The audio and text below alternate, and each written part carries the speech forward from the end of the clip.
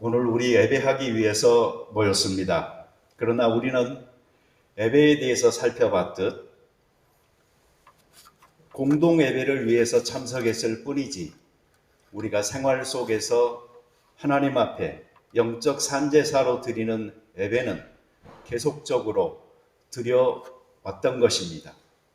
왜 그런가 하니 숨 쉬는 순간, 살아있는 그 모든 순간들이 하나님 앞에 우리는 예배드리는 제물로 드려져야 되는 사람들이기 때문입니다.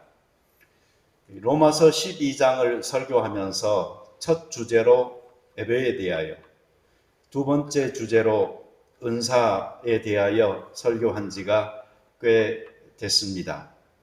오늘은 은사에 관해서 6번째 설교입니다. 위로하는 자는 위로하라. 이런 제목으로 말씀드리겠습니다.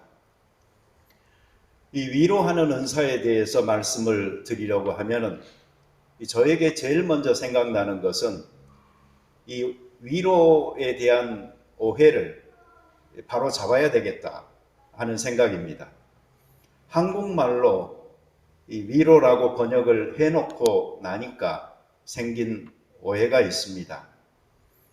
이 몸이 아프거나 마음이 공고하거나 또 영혼이 괴로움 중에 있는 사람들을 떠올리게 되죠. 그리고 그들에게 말을 건네거나 도와서 힘을 보태주는 것, 이것이 위로다 이렇게 생각하기가 쉽지요. 그리고 영어 성경에 봐도요, 이게 그 encourage로 돼 있어요. 그래서 격려한다 라는 의미를 추가하게 되기도 하고요. 그렇지만은 여기서 위로라고 써 있는 말은 그보다는 훨씬 더 깊은 의미를 가지고 있습니다. 여기 위로라는 말은 헬라어 동사 영어로 파라칼레오, 명사 영어로는 파라칼라시스. 뭔가 낯선 느낌이 들지만 그러나 친숙한 느낌도 들 겁니다. 왜 그런가 하니 우리는 예수님께서 보혜사 성령님을 보내주시겠다고 하셨을 때 바로 그 보혜사 파라클레토스라는 말이 익숙한데 그거하고 비슷하지 않습니까? 상담자, 대언자, 중보자, 변호자, 돕는 자, 위로자라는 그 모든 의미들이 포함되어진 그 성령님이라는 보혜사라는 말이 바로 이 말인 것입니다. 그래서 제가 첫 번째로 드리고 싶은 말씀은 위로라는 것은 궁극적으로 성령님의 사역이다라는 사실입니다. 우리는 우리가 누군가를 위로해주고 힘이 되어줄 것 같이 생각할 때가 많은데 그것은 그냥 일부분적인 것이고 영원한 것도 되지 못합니다. 그래서 그리스도인들은 궁극적인 위로와 힘은 바로 하나님께로부터 온다. 모든 위로는 위로부터 온다. 이런 생각으로 믿음을 가지고 살아가야 되는 것입니다. 물론 사람들을 통해서 위로하기도 하십니다. 그렇지만 그 사람이 만약에 믿음이 없다면 아무리 인간적으로 좋거나 또 좋아하더라도 별로 도움이 되지 않습니다. 측은지심으로 돕겠다고 나서는 사람들이 있어도 참된 도움이 되지 못합니다. 그래서 시편의 여러 구절들을 보잖아요. 그러면 사람으로부터 도움을 구하는 것의 어리석음에 대해서 이야기하고 있고 오직 하나님께로부터 오는 도움, 바로 하나님만이 나의 참 도움이라는 이러한 고백들이 많이 있는 것입니다.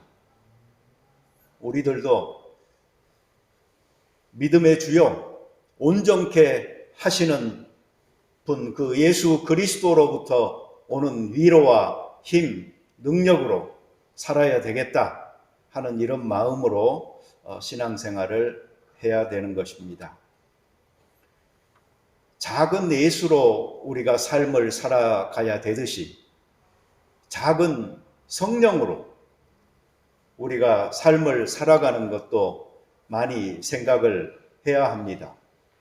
그래서 우리가 성령의 도움을 힘입어서 성령께서 하시는 역할들, 이것들을 실제 우리의 삶 속에서도 도구가 되어져서 쓰임 받을 수 있어야 되겠어요. 상담해주고 또 누구를 중보해주고 대언해주고 변호해주고 위로해주고 돕는 자가 되어지는 이러한 역할들이 바로 성령께서 성령 받은 사람들을 통하여서 이 세상 속에서 이루어 가시는 일이다 생각해 볼 수가 있습니다. 크리스찬들은 이것을 경험해 본 사람들이기 때문에 이 성령님의 위로를 전달해 주는 통로가 될 수가 있는 것입니다. 어떻게 해야 되겠어요? 따라서 합시다. 서로. 네. 이 사실 우리가 간과하기 쉬운 말이 이 서로라는 말이거든요. 그런데 성경에 보면은 서로라는 말이 정말로 많이 사용되어지고 있습니다. 특별히 이것은 믿는 성도들 간에 크리스찬들의 상호 관계에 기반한 동등한 권리이며 의무이며 책임이라는 것을 강조하고 있는 것입니다. 여러분, 성경에 보면은 원수를 사랑해라 이런 말이 있죠. 원수를 축복하고 저주하지 말아라. 그놈이 누구든 무슨 짓을 했든 마태복음 5장 39절이 말하고 있듯 나는 너희에게 이르노니 악한 자를 대적하지 말라. 누구든지 내 오른편 뺨을 치거든 왼편도 돌려대며.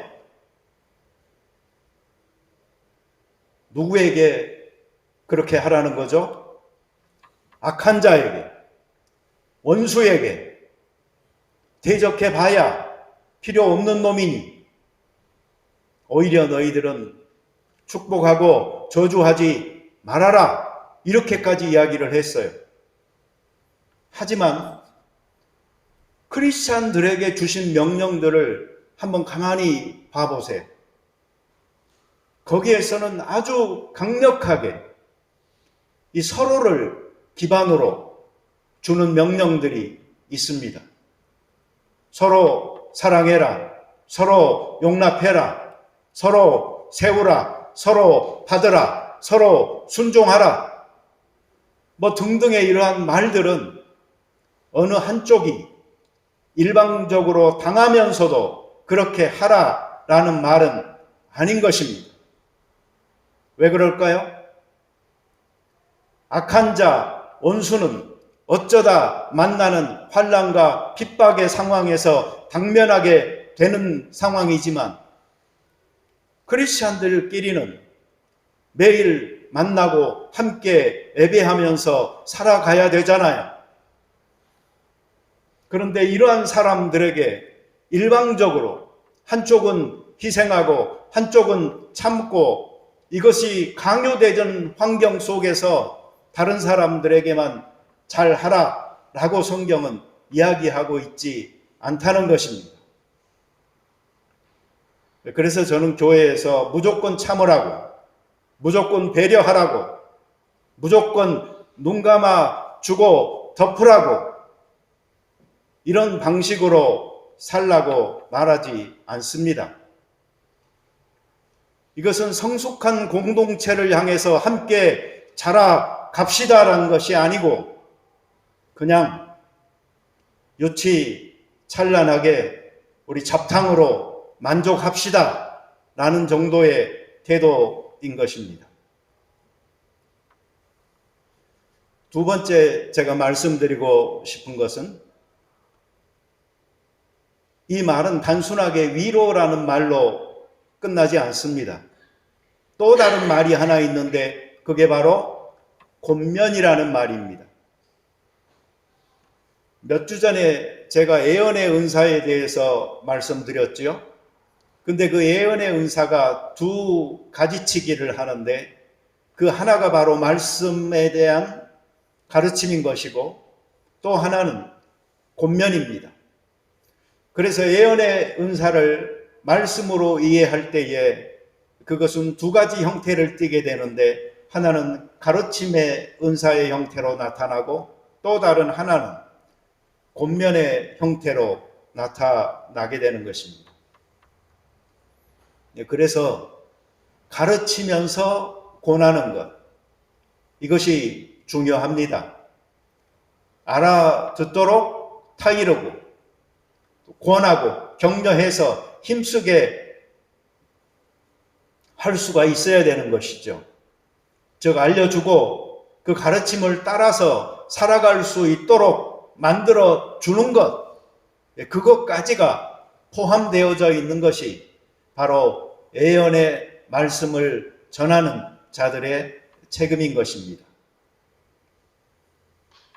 이 가르침과 권면, 이것은 조화가 됐을 때 아름답습니다. 부조화가 되면은 불균형이라서 보기에도 안 좋고 불안합니다. 그렇지만 통상 사람들은 어떤 경향성을 갖기 때문에 한쪽으로 치우치기 마련입니다. 그렇기 때문에 서로 여러 사람이 모이는 팀을 통해서 이 조화를 꾀하는 것이 좋습니다. 이 가르침과 권면에 최적화된 성경에서 보이는 팀 구성이 있다면 그것은 바로 환상적인 팀이었죠. 제1차 선교 여행을 떠났던 바울과 바나바, 이 두 사람의 팀이 그렇게 가르침과 권면에 충실한 각각의 은사가 합쳐진 귀한 팀이었습니다. 이 바나바에 대해서 성경은 이렇게 말합니다. 사도행전 4장 36절. 재밌는 건 이 바나바가 그 사람의 이름이 아니에요. 이름은 따로 있어요. 근데 이 바나바가 별명이었어요.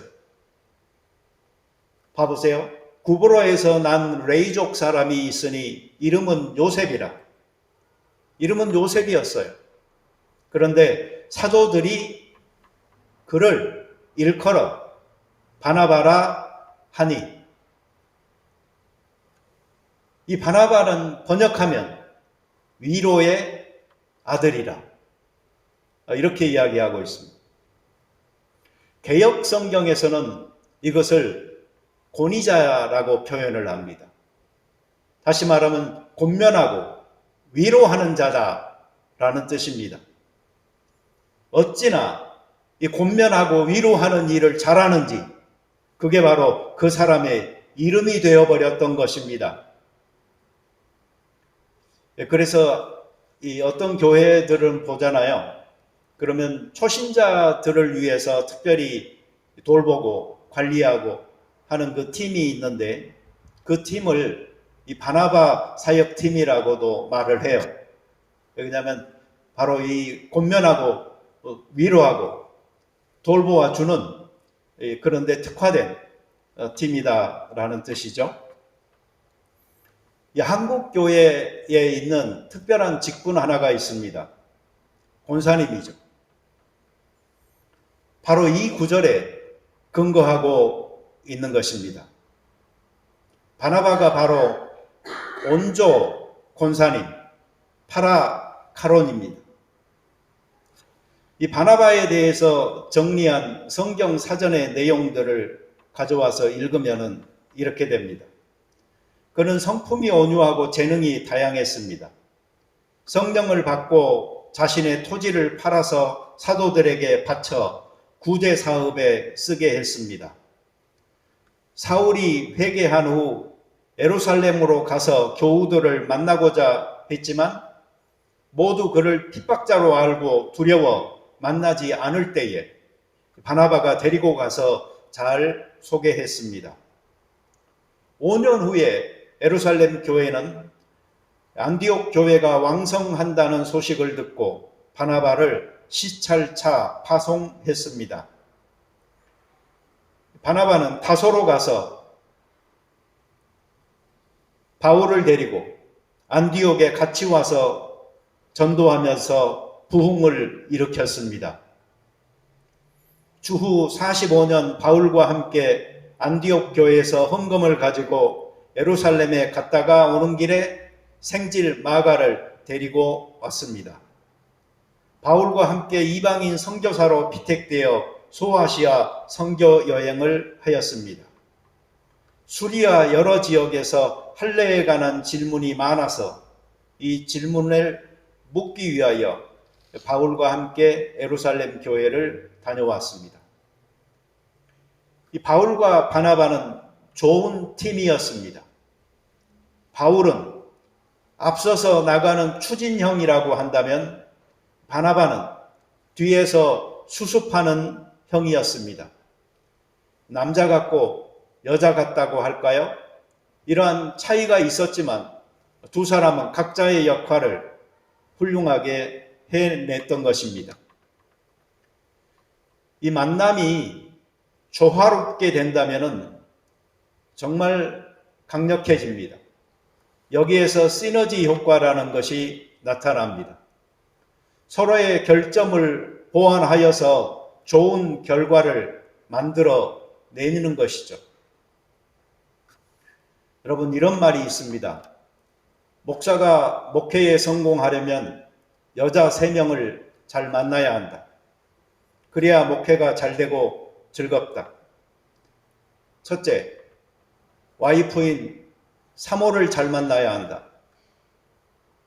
둘째, 여전도 회장을 잘 만나야 된다. 셋째, 권사님을 잘 만나야 한다. 이 와이프는 집안에 문제가 없으려고 하니 당연하게 필요한 거고요. 여전도 회장은 교회의 실제적인 일들을 하기 위해서 필요한 것이고, 권사는 교인들을 잘 돌보기 위해서 필요한 것입니다. 제가 그런데 목사는 새 남자를 잘 만나야 된다. 내가 그런 말은 들어본 적이 없어요. 그래서 제가 만들어 봤어요. 교역자, 장로, 회계집사. 이게 꼭 필요하겠더라고요. 교역자는 예배와 교육 등 필수적인 일을 위해서 필요하고요. 장로는 여러 행정적인 처리를 위해서 필요하고요. 회계집사는 재정적인 안정적 운영을 위해서 필요합니다. 이 6점들이 하나로 연결되어지고 기둥처럼 굳게 서서 사역팀을 응원해 줄 때에 교회는 잘 될 수밖에 없는 겁니다. 소명교회는 아직도 빈자리가 많습니다. 제 옆구리는 시립니다. 여러분들이 훌륭한 일꾼들로 좀 커서 잘 메워주시면 좋겠습니다. 저희 교회에도 바울과 바나바와 같은 팀들이 만들어지면 이런 소원을 가지고 있습니다. 저는 설교자로서 권면하는 일에 앞장서야 했습니다. 그런데 저는 이 역할에 잘 하지 못한 듯 합니다. 저는 권면하는 일보다는 가르치는 일에 치중했습니다. 핑계가 있다면 성경 공부가 따로 없으니까 설교할 때라도 열심히 가르쳐야 하겠다라는 생각이었습니다. 그러다 보니까 실제로 가르침 받은 것을 행할 수 있도록 권면하는 일에는 소홀했습니다. 균형이 맞게끔 잘 했어야 하는데 그 부분에 잘 하지 못했습니다. 제가 읽은 책에서 이렇게 말하고 있는 부분이 있더라고요. 브루스, it's your time to read out this English sentence.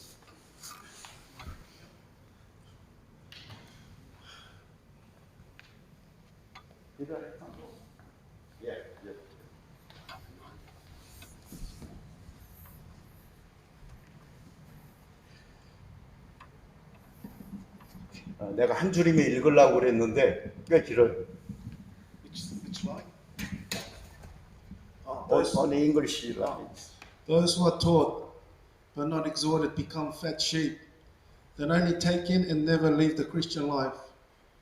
Those who are exhorted but not taught become excited and active, but have no depth or understanding to what they do, and will burn out quickly or work in the wrong ways.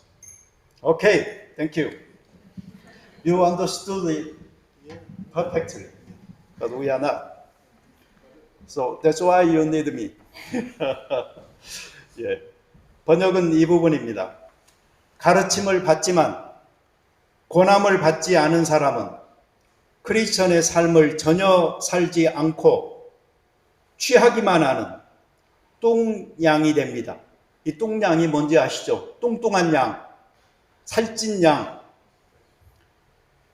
권면을 받지만 가르침을 받지 않은 사람은 신나고 활발하지만 자신이 하는 일에 대한 깊이나 이해가 없어 금방 탈진하거나 그릇된 방식으로 일을 하게 됩니다.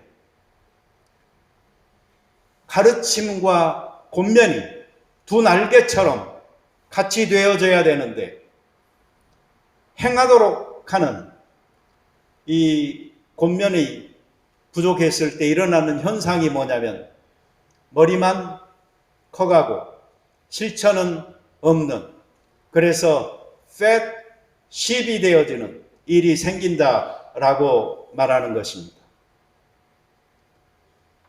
자, 바울과 바나바와 같은 환상의 팀에서도 같지 않고 서로 다르다는 것은 결국 나중에 문제가 됩니다. 서로 다르기에 다른 생각과 선택을 할 수밖에 없었던 것이죠. 그때는 존중해야 합니다. 2차 선교 여행에서 바울은 실라를 데리고 떠나고 바나바는 마가를 데리고 구브로 지방으로 떠나게 됩니다. 이유는 1차 선교 여행을 함께 했던 마가가 중간에 포기하고 돌아가 버렸던 적이 있거든요. 그런데 그 마가를 바나바는 2차 선교 여행 때 다시 데리고 가려고 했고 바울은 그러면 안 된다고 마가를 빼자고 했는데 거기에 합의가 안 되어져서 결국은 그 팀이 두 개로 나눠지게 되어졌던 것이죠. 팀은 영원하지 않습니다. 팀은 만들어지고 그리고 사역합니다. 그게 바로 하나님 앞에서 우리가 크리스찬으로서 사역하는 방법입니다. 지금 우리 교회는 사역팀의 모임들을 가지면서 팀을 새롭게 형성해 가고 있는 중입니다. 위에서 여러분들이 기도해 주시고 이 팀워크가 정말 단단하게 교회를 잘 세워나갈 수 있는 팀으로 역할을 할 수 있도록 기도해 주시면 고맙겠습니다. 결론적으로 말씀드립니다. 이 점은 우리가 주목해야 될 부분인데요. 위로나 권면이 필요한 것 같아 보이지만 실제로는 위로나 권면이 필요 없는 상태가 제일 좋습니다. 위로가 언제 필요할까요? 대표적인 게 슬픔에 잠겼을 때. 권면이 언제 필요할까요? 대표적인 게 용기가 필요할 때입니다. 그런데 위로와 권면이라는 것은 어떤 사람들에게는 일종의 불필요한 헛소리입니다. 몰랐을 때는 몰라도 알기만 하면은 행하는 이 즉각적인 순종으로 신실한 그리스도인들에게는 이 권면이라는 것 자체가 필요 없는 헛소리인 것입니다. 너무나 잘하는 사람에게 헛소리 한다면 그 헛소리 하는 사람이 오히려 이상한 것이죠. 저는 우리 교회가 이런 사람들이 됐으면 좋겠어요. 그냥 이거다라는 성경의 진리를 깨우치기만 하잖아요. 그러면 즉각적으로 행동으로 옮길 수 있는 그런 그리스도인들의 모임, 얼마나 좋겠어요. 어제 내가 저녁 식사를 맛있게 대접을 받았거든요. 키라자매한테. 근데 공원에서 이렇게 같이 앉아서 이야기를 하다 보니까 히라자매가 내 스타일을 나름대로 정리를 했더라고요. 3가지 말을 하더라고요. 자기는 기억에 남는 말이 3마디가 있다. 작은 자가 되어 작은 자를 섬겨라. 나는 마사지 하는 사람이 아니고 메시지 전하는 사람이다.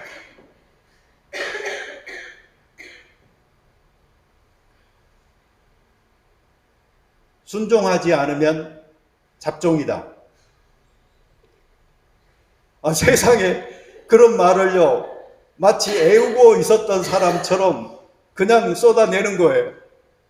그래서 내가 매주마다 그런 말 하는 건 아닌데 그렇게 말을 했어요. 그래도 그 자매에게는 그런 말들이 좀 오래 기억에 남는 말씀들이었던 것 같습니다. 맞아요. 순종하지 않으면 잡종이에요. 크리스찬으로서 몰랐을 때는 핑계할 수 있었어요. 그러나 진리를 알게 된 후에는 핑계할 수 없다라는 바울의 말이 있지 않습니까? 그렇다면 우리들은 그 말씀에 순종하여 즉각적으로 행하는 길이 이것이 익숙해져야 되고요. 이게 돼버리면 권면이 필요가 없습니다.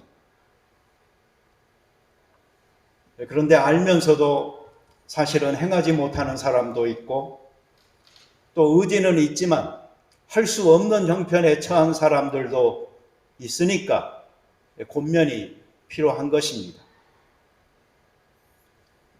악하여서 고의로 죄 짓는 상태를 즐기면서 거기에 머물러 있는 사람도 있고요. 무질서하고 무례한 사람도 있고요. 유혹에 쉽게 빠지는 연약한 사람도 있고요. 무거운 짐 지고 힘들어하는 사람도 있고요.